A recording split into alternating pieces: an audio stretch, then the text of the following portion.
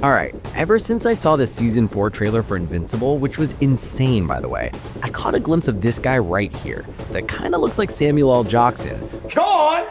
Floating in space on a hoverbike. Yeah, holding a space gun that looks like an expensive accessory. I knew I had to learn more about him. And just recently, I did, after I went through all his comic appearances. Little did I know, what we've seen in the show so far is just scratching the surface of how dangerous and powerful Space Racer really is. So I just wanted to make a video talking about him. And don't worry, this will be completely spoiler-free for the main Invincible story beyond what's been shown in the trailers, and hopefully what we will get to see in Season 4. Space Racer, real name unknown, is one of the oldest and most feared beings in the Invincible universe. He's not super strong like a Viltrumite, he doesn't have crazy regeneration, and he can't shoot lasers from his eyes. What makes him terrifying is one thing: his gun. This isn't just any weapon. Space Racer wields a psychically connected gun that fires indestructible energy blasts that'll pierce through anything in their path. And I mean anything. Viltrumites, warships, asteroids, even entire planets. Nothing can stop these blasts. The gun is psychically bonded to him, so if anyone tries to take it or use it, the thing just flies right back into his hands. Only he can fire it. And the craziest part, this dude has been around for over a century at minimum. He rides around on a hoverbike, hence the name Space Racer, and he survived things that would kill almost anyone else. The guy got buried under a pile of rocks for 100 years and came out still ready to fight. Space Racer works as a mercenary and one of the coalition of planet's most powerful fighters. When they need someone who can take down Viltrumites, they call him. He's not a hero in the traditional sense, he's cold, practical, and absolutely lethal. Now, I said he's one of the most dangerous characters in the Invincible universe, so it's only right that I go over some of the craziest stuff he's done, the enemies he's fought, and the missions he's completed. Let's start with his history. Over 100 years before the main story, Omni-Man himself fought Space Racer in an asteroid belt, and Nolan didn't just beat him, he buried Space Racer under a massive pile of rocks. But here's the thing, Nolan was smart enough to leave Space Racer's gun where it fell, knowing that if he moved it, the gun would fly right back to Space Racer and he'd blast his way out. So Space Racer was trapped there for a full century.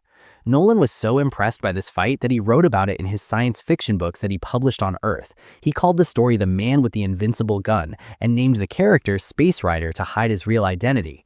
Fast forward 100 years, Nolan and Alan the Alien go back to that exact asteroid belt looking for something to help the Coalition fight the Viltrumites. When Nolan reaches for the gun, it immediately flies back into Space Racer's hand. The man pops out of the rubble, having survived 100 years without food or water, and is ready to kill Nolan on sight. Space Racer fires his gun, and the blast is so powerful that it shatters the entire asteroid and causes a chain reaction through the whole belt. Eventually, Alan convinces Space Racer that they're all on the same side now, and he agrees to join the Coalition. When they run medical tests on him, they find out his metabolism is insane, and he's still in peak physical condition despite everything. Now let's talk about the Viltrumite War. This is where Space Racer really shows what he's capable of. When the Coalition decides to take the fight directly to Viltrum, the Viltrumite homeworld, Space Racer is one of the 8 fighters chosen for the mission. He shows up with creatures called Ragnars that can kill Viltrumites and immediately starts picking off Viltrumite soldiers with his gun. But here's the absolutely insane part. During the battle, Thaddeus calls Space Racer over and gives him an order. Space Racer aims his gun at Viltrum itself, the actual planet, and fires. The blast from his gun pierces straight through to the planet's core and destabilizes it. Mark, Nolan, and Thaddeus fly in right behind the blast and completely destroy the planet. Viltrum, the homeworld of the most powerful empire in the universe, gets obliterated, and it all starts with Space Racer's shot. After that, Thrag, the Viltrumite Emperor, is absolutely furious and starts killing everyone. Space Racer grabs Alan, shoots and kills multiple Viltrumites who try to stop them, and escapes on his hoverbike to call for reinforcements. He knows when to fight and when to retreat, which is why he's survived so long. Later on, Space Racer is sent to chaperone Battle Beast, one of the strongest fighters in the entire series. That alone tells you how much respect Space Racer commands. They're not sending him because Battle Beast needs protection, they're sending him because they trust Space Racer to keep things under control. Even later, when the Coalition locates Thrag on another planet, Space Racer leads a team to monitor him. Thrag finds them and kills everyone except Space Racer.